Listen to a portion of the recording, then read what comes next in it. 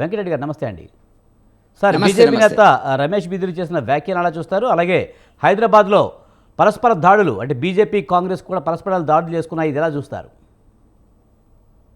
ఇప్పుడు ఒకటి విజయ్ గారు, ఇంతకుముందు మిత్రులు విశ్లేషకులు మాట్లాడినటువంటిది ఒక కోణంలో మాట్లాడడం జరిగినటువంటిది. ఇవాళ జరిగినటువంటి ప్రధానమైనటువంటి చర్చ ఏదైతుందో రమేష్ బిదూర్ గారు మాట్లాడినటువంటి దానికి, ఇక్కడ హైదరాబాద్లో జరిగినటువంటి భారతీయ జనతా పార్టీ కార్యాలయం మీద కాంగ్రెస్ గూండాలు రౌడీలు చేసినటువంటి దాడికి సంబంధించిన అంశం గురించి కొంత మాట్లాడితే బాగుండేది. నేను ఆఫీసులో ఉన్నాను. సుమారుగా 12:30 ఆ ప్రాంతం లోపల 200 మంది రౌడీలు గుండాలు కాంగ్రెస్ ముసుగేసుకొని, కోడిగుడ్లు తీసుకొని, రాళ్ళు తీసుకొని మా పార్టీ ఆఫీసు కార్యాలయం మీద దాడి చేయడం జరిగినటువంటి మాట వాస్తవం. ఇప్పుడు సాధారణంగా ఏం జరుగుతుంది విజయ్ గారు, మన ఇంటికి వచ్చి మన మీద దాడి చేసినప్పుడు కొట్టండి అని చెప్పి ఎవరు అనరు. కాబట్టి సహజంగా మా కార్యకర్తలు, మా నాయకులు కూడా స్పందించడం జరుగుతున్నటువంటి, అది మానవ సహజం. అది ఏదైనా కూడా, ఇప్పుడు పాముని మీరు కొట్టినారంటే పాము మనం కరవడానికి ప్రయత్నం చేస్తుంది తప్ప దానంతట అదే వెళ్తున్నప్పుడు ఏమీ ప్రమాదం ఉండదు. సాధారణంగా మనకు కనపడేటువంటిది పగబట్టదు. జరిగిన సంఘటనలో నేను ఉన్నాను అక్కడ. నేను ముందుకు వచ్చి గేటు దగ్గరికి వచ్చినప్పుడు మా వాళ్ళు, మా నాయకులు, మా ఆఫీస్ సెక్రటరీ సార్ మీరు లోపలికి వెళ్ళండి సార్, రాళ్ళు పడుతున్నాయి అనేటువంటిది అన్నప్పుడు నేను లోపలికి వెళ్ళి కిటికీలో నుంచి చూస్తున్నటువంటి సందర్భం అది. అక్కడ జరిగినటువంటి సంఘటనలో మా నాయకులు, మా రాష్ట్ర ప్రధాన కార్యదర్శి, మాకు 3 ప్రధాన కార్యదర్శులు ఉంటారు. ఒకరు కాసం వెంకటేశ్వర్లు గారు, డాక్టర్ కాసం వెంకటేశ్వర్లు గారు దాడి వాళ్ళ హాస్పిటల్లో జాయిన్ అయినాడు. మీడియా కూడా మేము ఫోటోలు రిలీజ్ చేయడం జరిగినటువంటిది. తల మీద బలమైనటువంటి గాయం తగిలినటువంటి మాట వాస్తవం. దళిత నాయకుడు నందరాజు గారు, ఓబీసీ రాష్ట్ర మోర్చా అధ్యక్షులు ఆనంద్ గౌడ్ గారు, ట్రైబల్ నాయకుడు, గిరిజన నాయకుడు నెహ్రూ నాయక్ గారు, వీళ్ళంతా కూడా గాయపడ్డటువంటి సందర్భం. ఇక చిన్న చిన్న సంఘటనలు జరిగినటువంటి మాట వాస్తవం. అక్కడ నేను ఏమంటున్నా అంటే, రమేష్ బిదూర్ గారు మాట్లాడినటువంటిది ఏదైతే ఉందో అది ఢిల్లీలో జరిగినటువంటిది. ఆ ఢిల్లీలో ఆయన మాట్లాడిన తర్వాత మళ్ళీ ఆయన రికన్సిల్ అయ్యి క్షమాపణ చెప్పడం జరిగినటువంటిది. అంతటితో అది ముగిస్తే రాజకీయాల్లో చాలా జరుగుతున్నటువంటి, ఇంతకుముందు మిత్రుడు చెప్పినట్టుగా మోదీ గారి గురించి మాట్లాడినారు. గతంలో మరి హేమా మాలిని గురించి మాట్లాడింది, లాలు ప్రసాద్ గారు మాట్లాడడం జరిగినటువంటిది.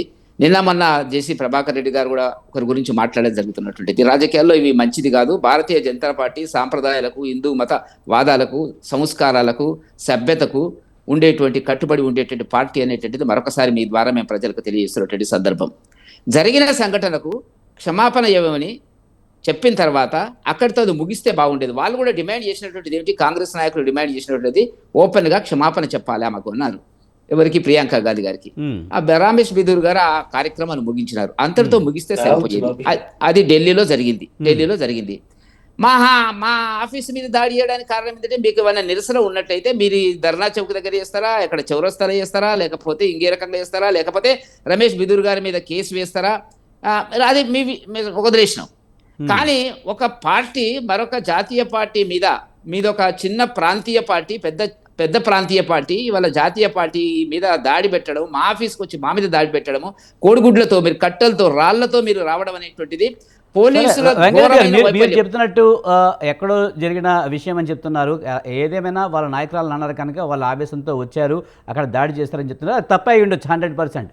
కానీ బీజేపీ నేతలు కూడా గాంధీ భవన్ మీదకి వెళ్ళారు కదా, మరి అక్కడెందుకు మీరు వెళ్ళలే? గాంధీ భవన్కి ఇవాళ వెళ్ళడానికి మా వాళ్ళు ప్రయత్నం చేసినారు. మా ఆఫీసు ముందే పోలీసులు అడ్డుపడ్డారు. వెళ్ళలేదు. నేను ఉన్నాను కదండి, ఇప్పటి వరకు ఉన్నాను కదా. ఎక్కడ గాంధీ భవన్కి వెళ్ళినారు? ఎక్కడ ఉంది మీ దగ్గర? కానీ మీరు చూడండి, సోషల్ మీడియాలో చూడండి, ఆల్రెడీ రేవంత్ రెడ్డి ఫ్లెక్సీలు చింపి అక్కడి నుంచి వాళ్ళు రాళ్ళు నిజమే.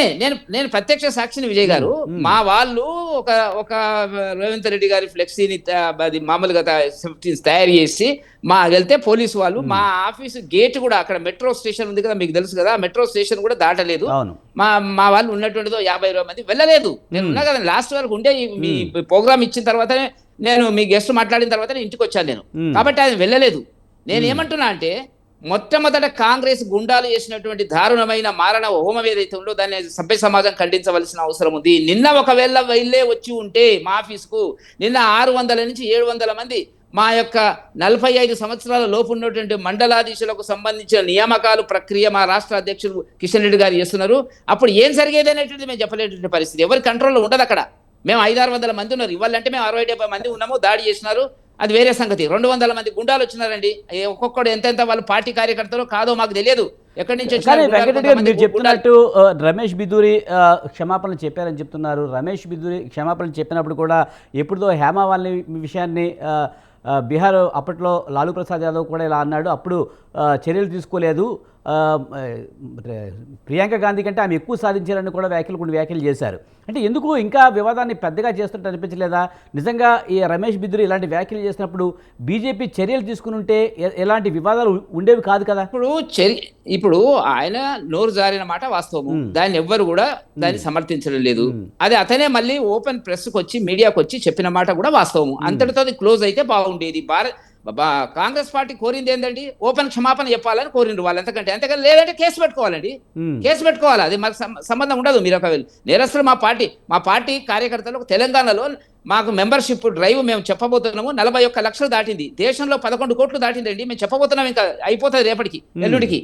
మా ఇంతమంది కార్యకర్తలను ఒక కార్యకర్త ఒక నాయకుడే కావచ్చు కాక నోరు జారిన మాట వాస్తవం. జారితే దానికి పరిష్కారం దొరికింది కదా. దొరికిన తర్వాత ఇలా ఒక ఆఫీస్ మీద దాడి పెట్టిన తర్వాత రేవంత్ రెడ్డి గారు హోమ్ మినిస్టర్, రేవంత్ రెడ్డి గారి ప్రమేయం లేకుండా వాళ్ళ యొక్క ప్రెసిడెంట్ మహేష్ కుమార్ గారి గౌడ్ యొక్క ప్రమేయం లేకుండా వాళ్ళ దాడి జరుగుతుంది. రేవంత్ రెడ్డి గారు వచ్చిన తర్వాత జరుగుతున్న దాడులను తీవ్రంగా ఖండిస్తున్నాము మేము.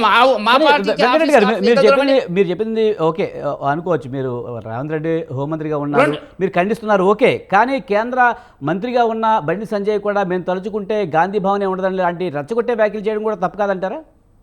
అంటే మేము చీమునెత్తురు లేదా మాకు? అంటే మీరు కూడా చట్ట ప్రకారం మా మీద దాడి చేస్తే ఒకటి మా మీద దాడి చేస్తే ప్రతి దాడి ఉంటది. కానీ మేము చేయడం లేదు. ప్రజాస్వామ్యాన్ని నమ్ముతున్నాము, అంబేద్కర్ రాజ్యాంగం నమ్ముతున్నాము, శాంతియుతంగా ఉద్యమాలు చేయాలని కోరుకుంటున్నాము. ఆ పద్ధతిలో మన అధికారంలో ఉన్నది కదా అని చెప్పి పోలీసులు 2 వైపుల నుంచి వచ్చినండి ఆఫీస్కు దాడి. అక్కడి నుంచి నాంపల్లి నుంచి వచ్చినారు, ఇక్కడ కింది నుంచి వచ్చినారు.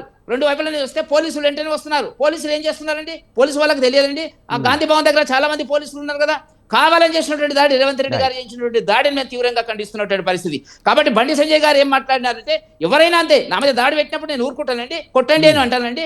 కాబట్టి అటువంటి పరిస్థితి రాకూడదు అని చెప్పి మేము కోరుకుంటున్నాము. మళ్ళీ ఒకసారి ఆఫీస్ వైపు వస్తే మాత్రము మేము ఎంత దూరం అంటే వాకు వాళ్ళకు 2 ఫర్లాంగ్ల దూరం అండి. ఏం దూరం లేదు కదా. గౌరవించే వాళ్ళు చట్ట ప్రకారం వెళ్ళాలి. కానీ మేము కూడా ఏమైనా చేస్తాం, గాంధీ భవన్ లేకుండా చేస్తాం, తప్పు కాదంటారు? అయితే తప్పు కాదని అంటలేను. అట్లాంటి పరిస్థితి నేను చెప్పాను కదా. నిన్న ఒకవేళ వచ్చి ఉంటే మా కార్యకర్తలు ఏం చేసేవాళ్ళో తెలియదు మాకు. ఎవరు బాధ్యత తీసుకుంటారండి? జరగాలని మేము కోరుకోవడం లేదు, జరగాలని కావాలని కాదు. మా కార్యకర్తలు ఏం చేసేవాళ్ళో తెలియదు. అందరూ కూడా బిలో 45 years ఉన్నటువంటి వాళ్ళు ఉన్నారు. 500 నుంచి 600 మంది ఉన్నారు. నేను సాయంత్రం రాత్రి ఈ టైం వరకు కూడా ఉన్నారు. నేనేమంటున్నా అంటే దాడి చేయడం అనేటువంటిది మొదటి ఒక పార్టీ ఇంకొక పార్టీ కార్యాలయం మీద దాడి చేయడం అనేటువంటిది చాలా అన్యాయము, అక్రమము, గుండాయిజం అని చెప్పి మేము చెప్తున్నాము.